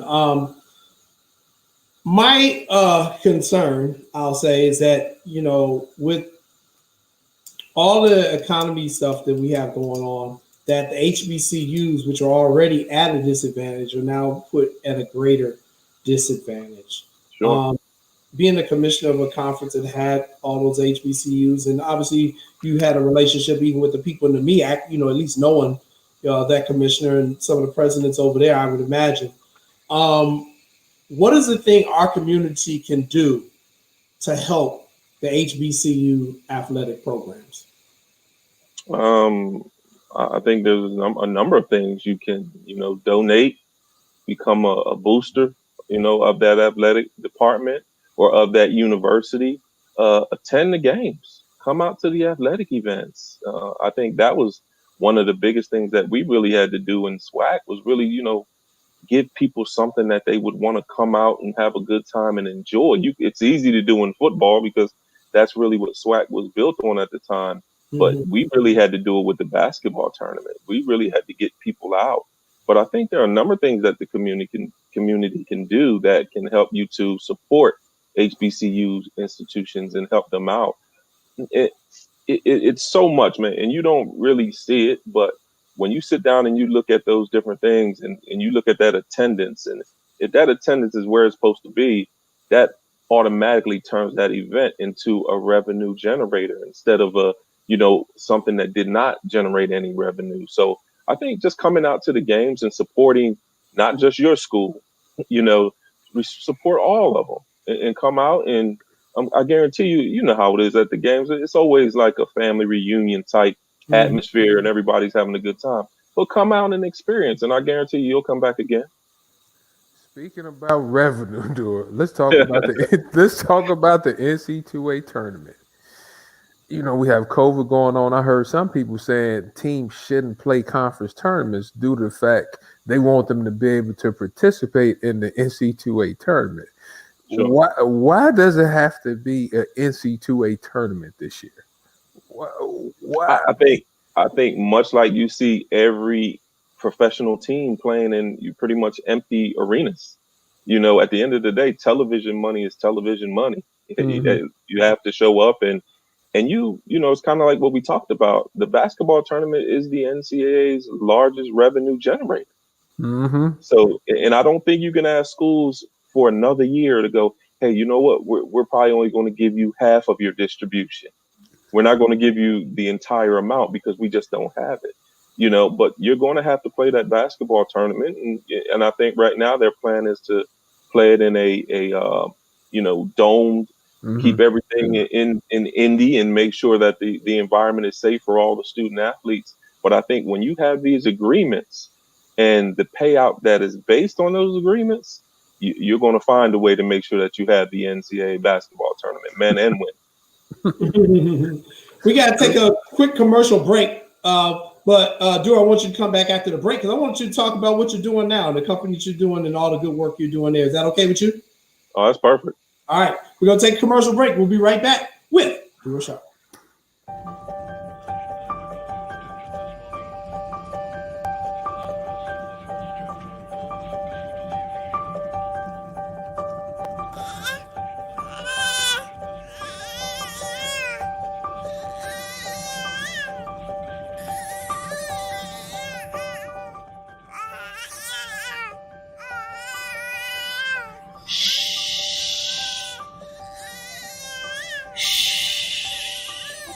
Compassion, noun.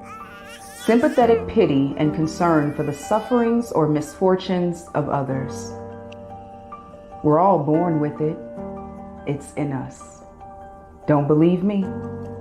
When you hear a baby cry, something pulls at you. You want to ease that pain. You want to soothe that hurt. No one had to teach you that. It's called compassion, and it's in you. However, at some point you turned it off when it came To me. Me. Me. me.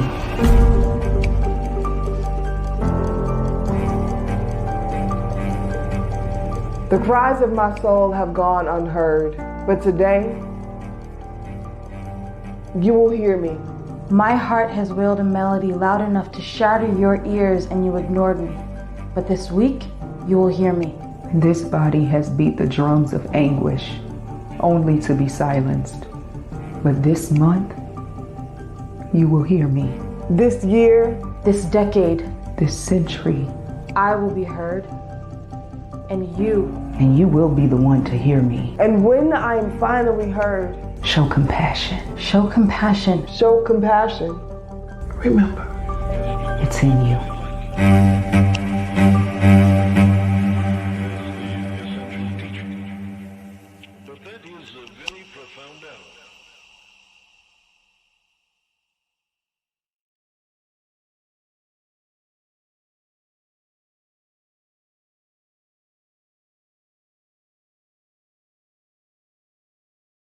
With coronavirus still spreading, people at higher risk must take extra precautions. You're at higher risk if you are over 65 or if you have any serious underlying medical conditions like heart disease, chronic lung disease, diabetes, or if your immune system is compromised for any reason. If you're at higher risk, wash your hands frequently with soap and water for 20 seconds. Avoid touching your face. Disinfect frequently touched objects. And wash up after being in public spaces. And when it comes to social situations, less is better. Stay 6 feet or 2 arm lengths away from other people. Better still, stay home if you can. If you're sick, please stay home and away from others. And if you think you've been exposed to the virus, call your healthcare provider before going to their office. In challenging times, the choices you make are critical. Please visit coronavirus.gov for more information.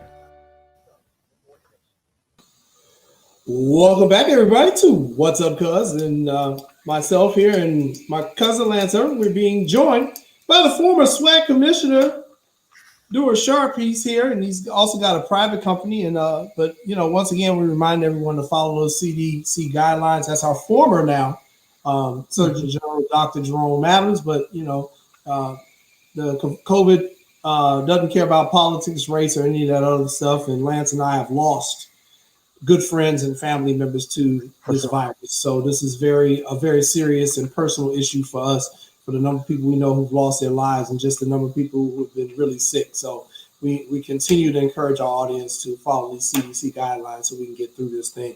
Mr. Sharp, let's talk a little bit about what you're doing now. You've left the SWAC after being there for 14 years, and now you've founded Pro Sport Partners. Tell us a little bit about what you're currently doing now and what your mission is.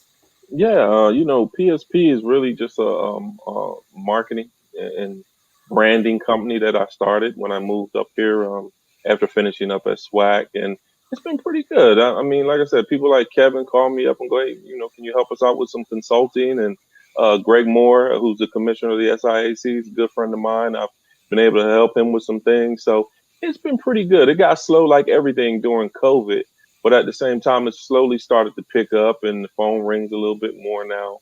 So it's been good, but it was something really, marketing is kind of my, what I do. And then when you have a chance to really help out, those professional teams like the New York Knicks, and, they were really looking at a way to kind of enhance their website and their mobile app, and got a call from them and asked if I could come in and help them. That's been pretty good. And then definitely anything I can do at the Big Ten and help Kevin out and a lot of the people there that I used to work with. So it's been good. It's slowly starting to pick up, and it keeps me busy along with the remote learning with my son. So so from I would say from 8:30 till about 12:30, I'm a teacher. And then from about 1 o'clock to about 7:30, 8 o'clock at night, I work on Pro Sports Partners. So it's been pretty good. You know what? That marketing is key, Duer. And I think anytime you could get out in front and help people market, That's key. Matter of fact, if I win some more ball games, I'm gonna have you market me. Hell, I need all the marketing I can get. No, you'll do fine, Coach. I think it's just one of those things. If you could mark New York Knicks basketball, you know, because my guy William Wesley is there now as the executive vice president, and I have a lot of respect for Leon Rose and those guys. So I think they're going to turn it around. It was just so, just looking at the website when I first started with the project, I was like, man, I was really shocked. I was like, this is a professional NBA team's website, but it was just really nothing personal, like where the players were from on the team. It was really just what school they went to, but not where their hometown was from. Where's their hometown? Where are they from? So, you wanted to make it a little bit more personal, because you never know where you're going to get that connection. Everybody knows that, RJ Barrett, played at Duke, but a lot of people, he must be from New York or something. No, he's actually from Canada, and so you have to look at those different things. So it was really just kind of a little bit more detailed and whatnot, and then really using a lot of the logo, and then a lot of the old, Knicks, Patrick Ewing and Charles Oakley and things of that nature, just to give people that nostalgia, that nostalgic look, to make them want to go buy those season tickets. So that was great to really do that with them. And then I'm looking forward to hopefully doing some more stuff with Wes and Leon in the future. Man, I wouldn't have never thought about that with the New York Knicks, one of the most iconic sports franchises in the world, and their website wasn't looking like it should have looked. That's a shame. That's why I'm glad you're doing what you're doing. It was good. It just needed to be a little bit more brighter and really. And I'm big on logos, so I want to really make the logo prominent, because regardless of how you're playing, at the end of the day, the logo is what it is. And then the logo takes you. When you see that logo, you start to think about Patrick Ewing. You start to think about Clyde Frazier and things of that nature. So that's all you really wanted to do, was just kind of give it just a little bit more enhancement. And they were really open to a lot of the suggestions that were made, and it was good. It was really good. Good. Just talking about the logos, and we often talk about Seattle has a new hockey team, the Seattle Kraken. Right. When we talked about that logo, like you said, it pops and it makes sense. But let me ask you this last question real quick. And it's a question somebody asked me. They said, will the SWAC or the MEAC ever have a non-HBCU school? A non-HBCU school. I think it's possible. I think it is possible. I know we were in discussions when I was there to bring in Texas Pan Am. And it came up for vote. Unfortunately, they didn't get enough votes to get in, but it was a close vote. It was closer than I thought it was going to be. So, and again, they're more of a Hispanic serving institution, but they were right there at the doorstep. They might have been maybe 1 or 2 votes away from actually getting in the SWAC. So I think, and that's a hard question, Coach, a good question, but it's a hard one, because I would have never imagined to watch Florida A&M and Bethune leave the MEAC and go to the SWAC. I would have never, I didn't see that coming, but it's almost, once one left, you knew the other one had to follow, because that's kind of like, if you go to the ACC, if you get Duke, North Carolina has to come. Right. Or it doesn't make sense. So when I saw that Florida A&M was seriously, looking at the possibility of joining SWAC, I knew Bethune was not too far behind. But that's just how easily and how quickly things can change in intercollegiate athletics. Yeah, and that was going to be my question to you too, in terms of the MEAC. Are they going to survive? Losing some serious institutions from that conference and going, not just to the SWAC, but the Big South and all these other places. What are your thoughts about the MEAC? Is the MEAC going to still be here 5 years from now? Hey, you know what? If you know Doc Thomas always has a plan. He always has something, and I have a lot of confidence in him and their presidents that they have there. And it hurts. It hurts when you lose, Hampton, and you lose some really big time schools. But at the same time, those leaving will possibly create opportunity for some other schools who may have wanted to join the MEAC for a couple of years and just couldn't get in. So I have a lot of trust in Dr. Thomas, and I'm quite sure they'll keep the MEAC moving in the right direction.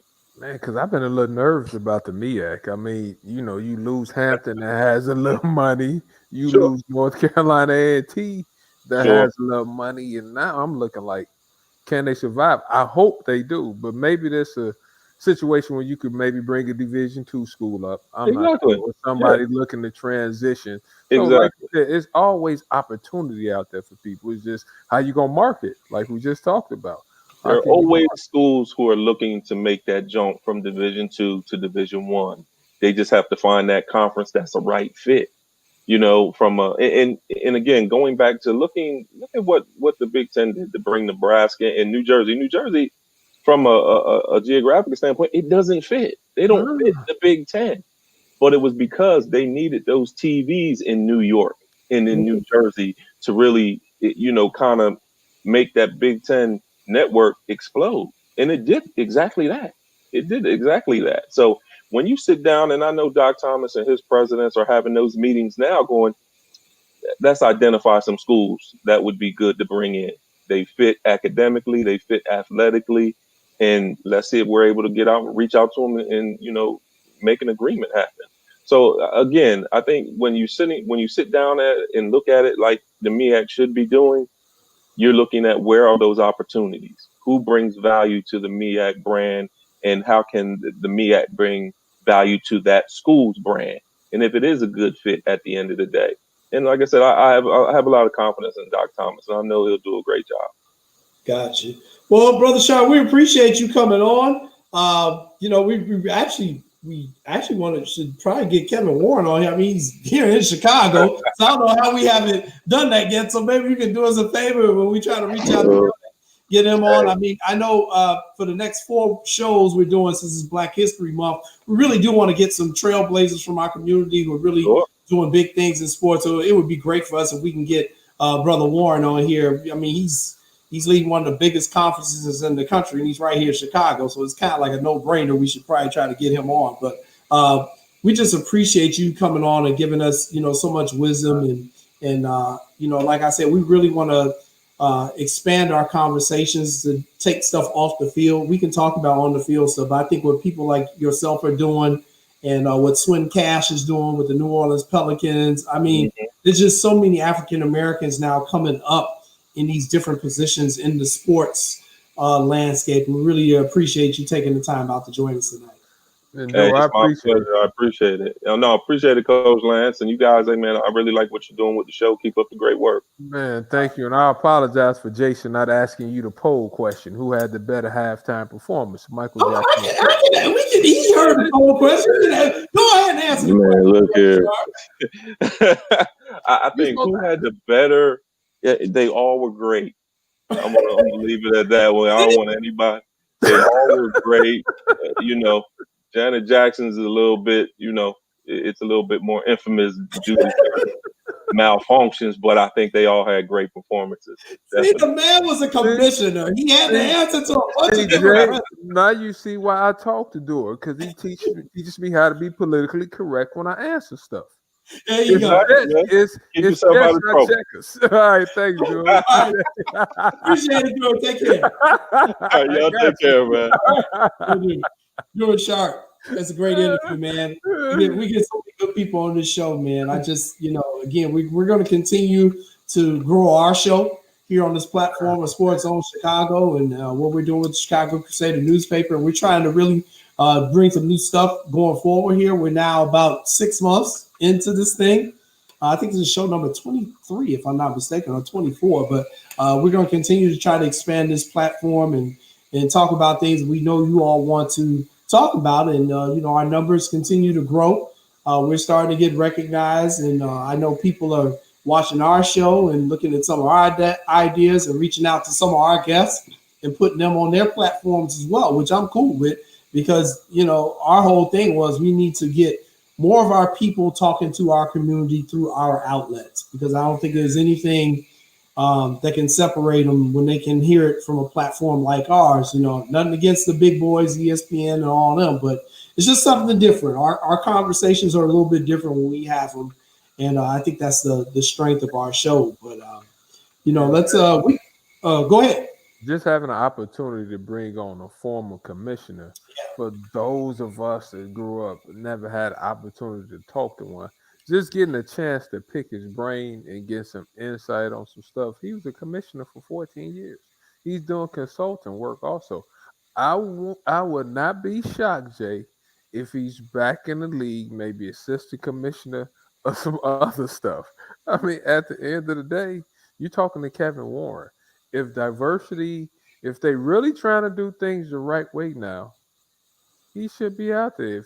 If you can work at the SWAC and the MEAC, you dealing with stuff, you able to adjust, you able to problem solve. Yeah. Not saying those are bad conferences, but you dealing with some of everything. You dealing with most of the time low resource school, so you understand how to do more with less. And with that being said, you working with students like us, you helping students like us. I mean, I think we need more of us in some of those seats, and I'm gonna keep talking about it and keep talking about it and keep talking about it. Gotcha. My boy said first rule of interviews, Lance, is don't tell anyone from Chicago that you're a Piston fan. So there you go. I agree, brother.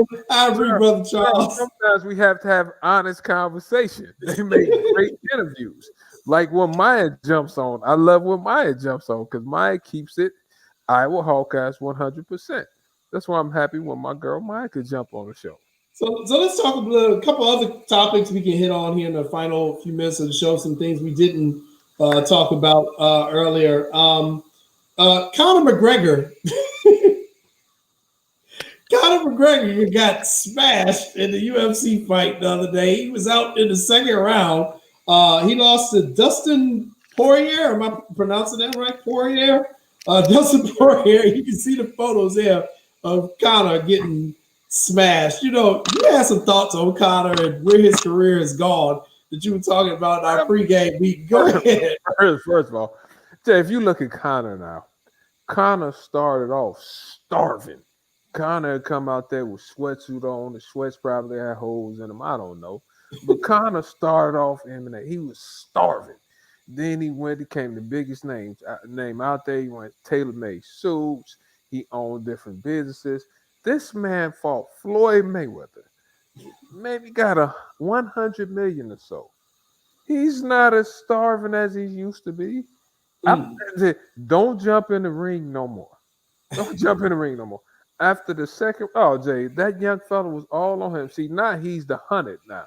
He done made his money now. Guys like, okay, they know he was a good striker, but did you see how he started wobbling when he started wobbling?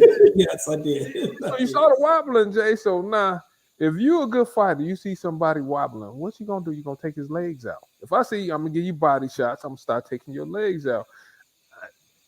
Jay, you know when it's that time. How many matches has he lost now?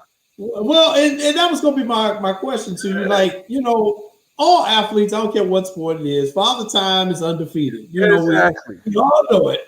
You done made hundreds of millions of dollars. You can't tell me he needs the money. You don't need the money. That.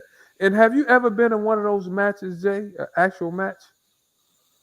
I've never been to one of them, no.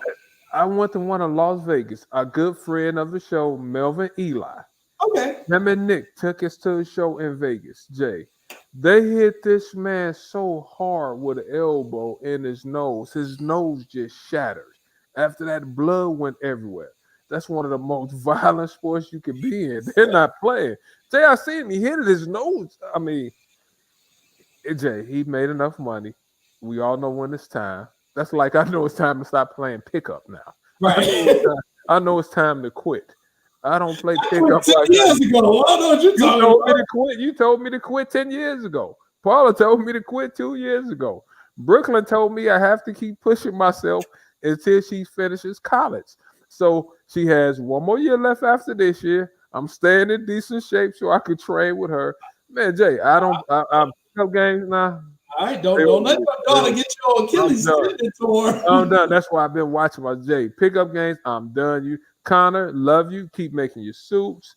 Doesn't he own like a beer company or something? He's got a bunch of money. There's absolutely no reason. Here's my thing, especially with people who are in boxing and UFC, because you can literally die. Yeah. I also feel the same about auto racing too.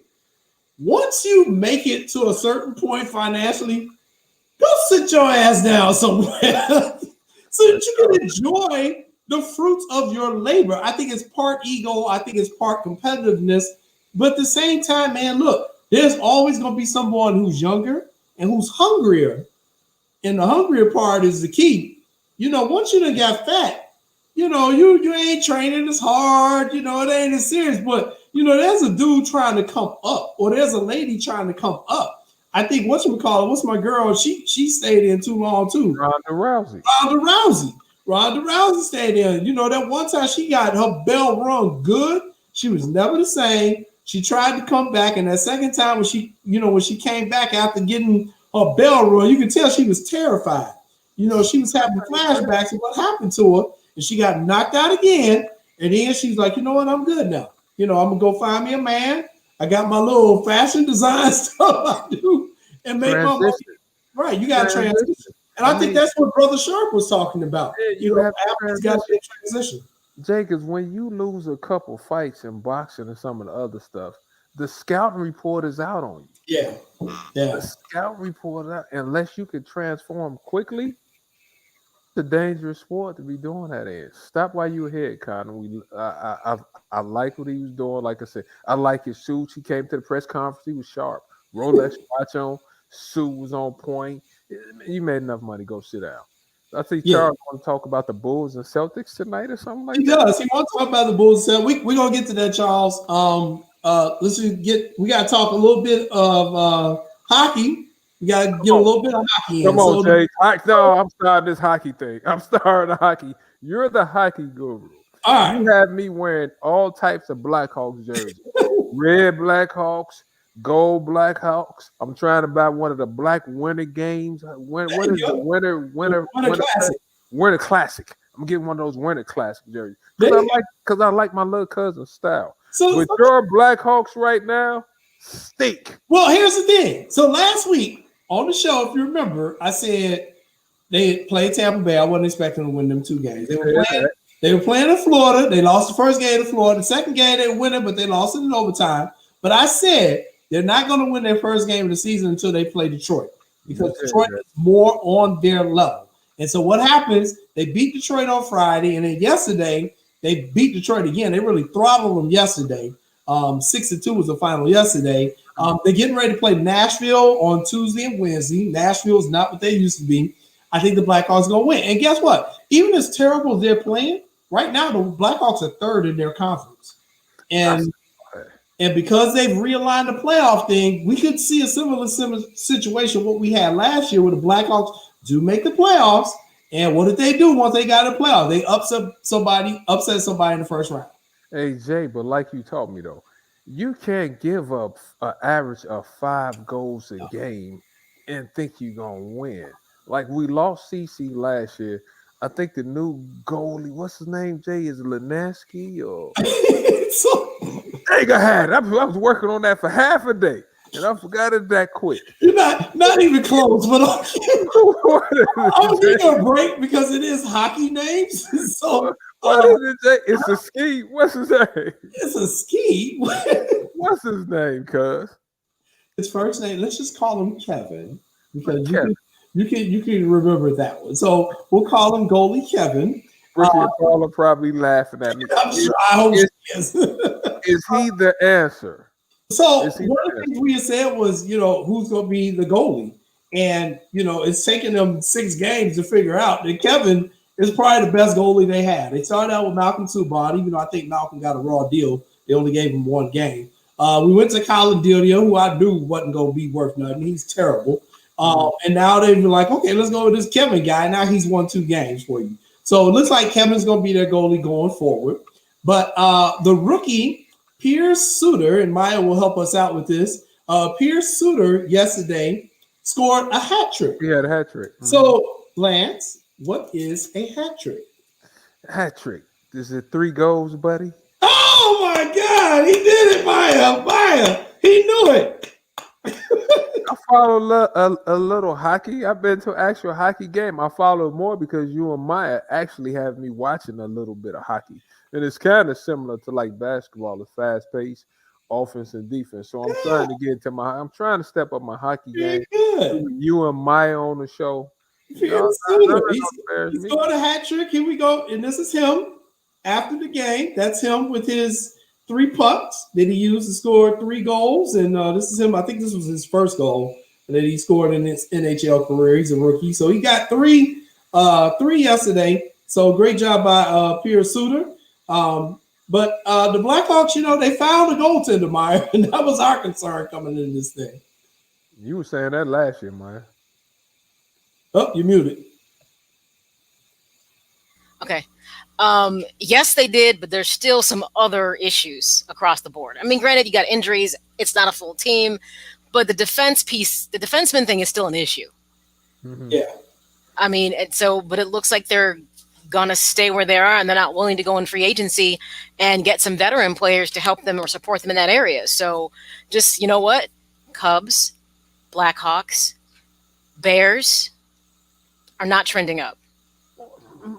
Bulls, they have you believing they're trending up. And it looks like it. They're making moves.